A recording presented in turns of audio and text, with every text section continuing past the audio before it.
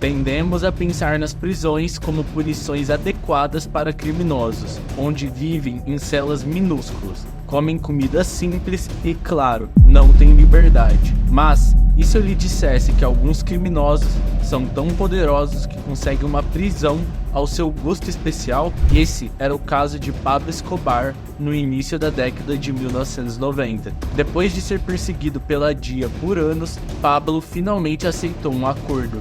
Ele iria para a prisão, mas construiria a sua própria. Talvez isso não fosse uma ideia muito boa. Ele tinha chefes de cozinha fazendo comida gourmet, jacuzzis e um campo de futebol. Ele tinha até a liberdade de continuar conduzindo seus negócios ilegais através de telefones, visitas frequentes e até pombo correio. Mas como Pablo conseguiu essa punição luxuosa e por que isso teve um fim brutal? Vamos ver tudo o que aconteceu ainda neste vídeo. Para entender a luxuosa prisão de Pablo Escobar, precisamos entender como ele conseguiu o poder para construir ela. Pablo nasceu em Medellín, na Colômbia, em 1949. Ele é filho de uma professora e de um agricultor. Você pode até pensar, essa é uma boa família para se crescer. Mas Pablo odiava a pobreza e fazia qualquer coisa, literalmente qualquer coisa, para ficar rico. Ele começou com diplomas falsos do ensino médio e bilhetes de loteria. Ainda adolescente, ele passou a roubar lápides e carros. Aos 20 e poucos anos, ele estava envolvido em assaltos a comércios e sequestros. Ele aprendeu a usar a violência e intimidação para ganhar dinheiro. Já em 1971, Pablo também matou um homem durante um sequestro de sua gangue. O empresário Diego Chiveira foi sequestrado e pediram $50 mil para soltá-lo, mas mesmo assim, depois de receber o dinheiro, eles o mataram. Pablo tinha apenas 21 anos, quando seria preso algumas vezes antes de entrar no narcotráfico e começar seu notório império.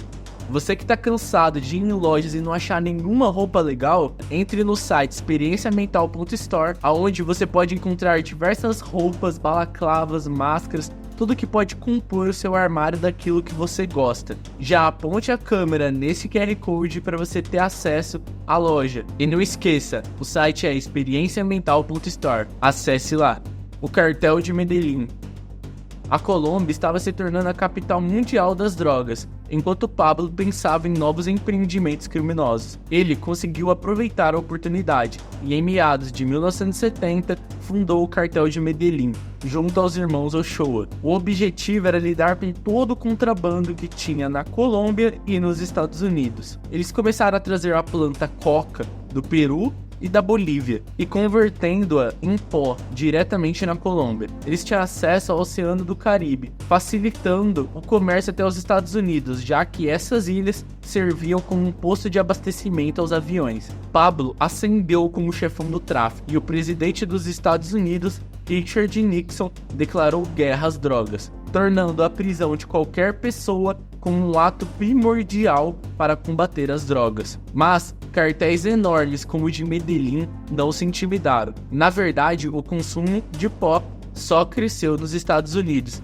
entre 1970 e 1990, tudo graças a Pablo Escobar. Em seu auge, Escobar estava ganhando mais de $50 milhões por dia em dinheiro. Mas isso era apenas uma faca de dois gumes. Pablo só ficava mais paranoico e desesperado para evitar a prisão. Ele subornava políticos, juízes e oficiais para continuar seu trabalho ilegal. Suas rotas de contrabando eram protegidas por funcionários altamente corruptos. No final da década de 1980, Pablo até entrou na política. Claro, isso foi um movimento muito perigoso, pois seus crimes seriam mais facilmente expostos, mas Pablo era uma figura popular na Colômbia, visto como uma espécie de Robin Hood, roubando dos ricos para dar aos pobres. Ele construiu restaurantes, discotecas, campos de futebol e até mesmo moradia para os pobres. Mas claro, ele não era um filântropo de coração, estava apenas estabelecendo mais poder político para controlar cada movimento dentro do governo colombiano.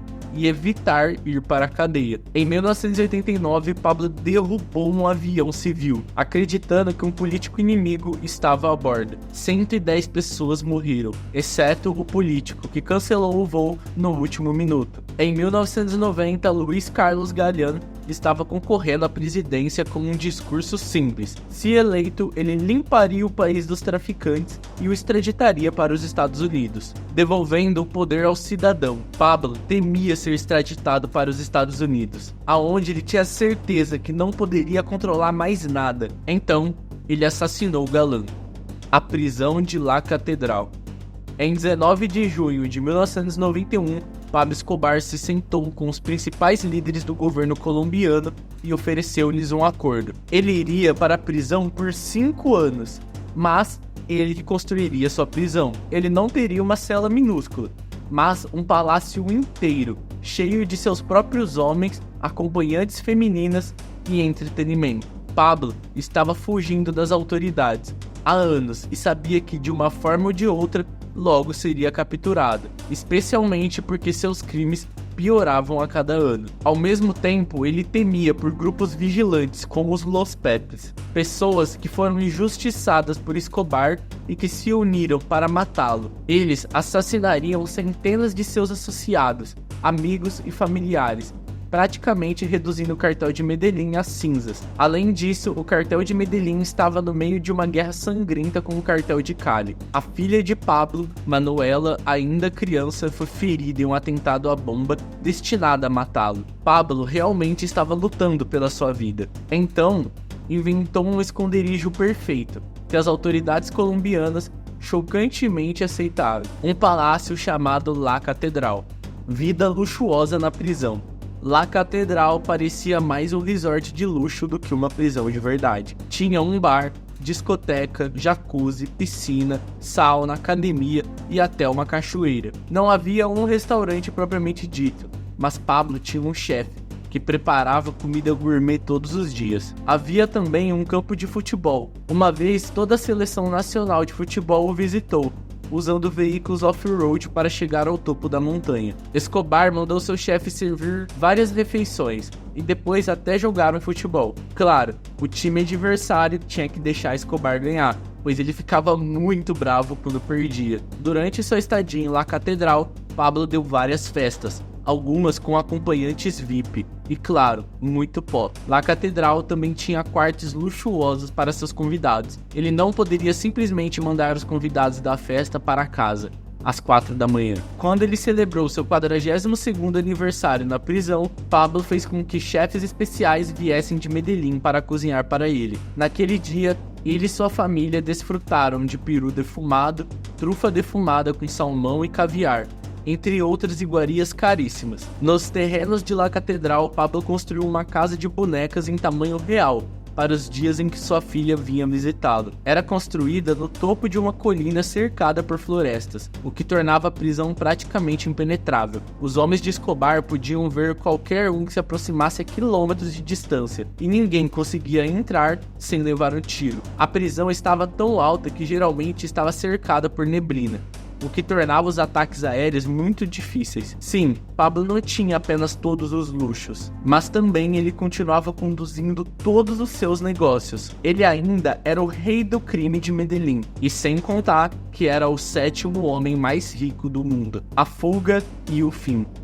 Com o tempo, as pessoas perceberam que o acordo com o governo foi possível graças a políticos corruptos. La Catedral ficou conhecida como Hotel Escobar, um nome irônico, mas triste, considerando que muitos hotéis não tinham as ilustres comodidades que a prisão de Escobar possuía. Para piorar a situação, as autoridades perceberam que a prisão estava mantendo Pablo seguro de seus inimigos. Em outras palavras, perceberam que La Catedral funcionava a favor de Escobar e não contra ele. Havia outro problema.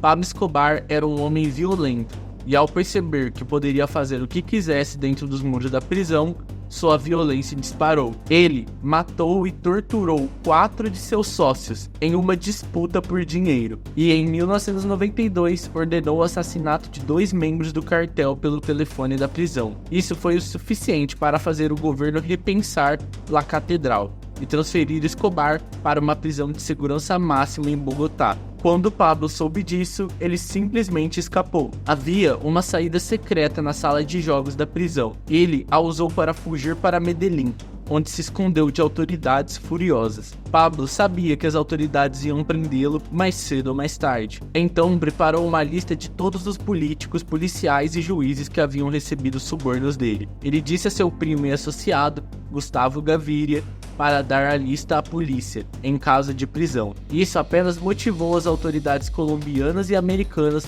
a encontrá-lo. A única pessoa a saber o paradeiro de Pablo era sua mãe Hermilda e a sua esposa Victoria. Mesmo os amigos mais próximos de Escobar estavam se virando contra ele. Depois de fugir de La Catedral, Escobar ficou em Medellín por 18 meses antes de ser capturado e morto pela polícia em 2 de novembro de 1993, um dia após seu aniversário de 44 anos. Sua mansão foi confiscada pelo governo colombiano e ainda pode ser visitada. E La Catedral hoje é um lar de idosos e um mosteiro para monges beneditinos. Por mais estranho que pareça, você sabia que El Chapo também construiu sua própria prisão de luxo? Mas isso vai ficar para um próximo vídeo.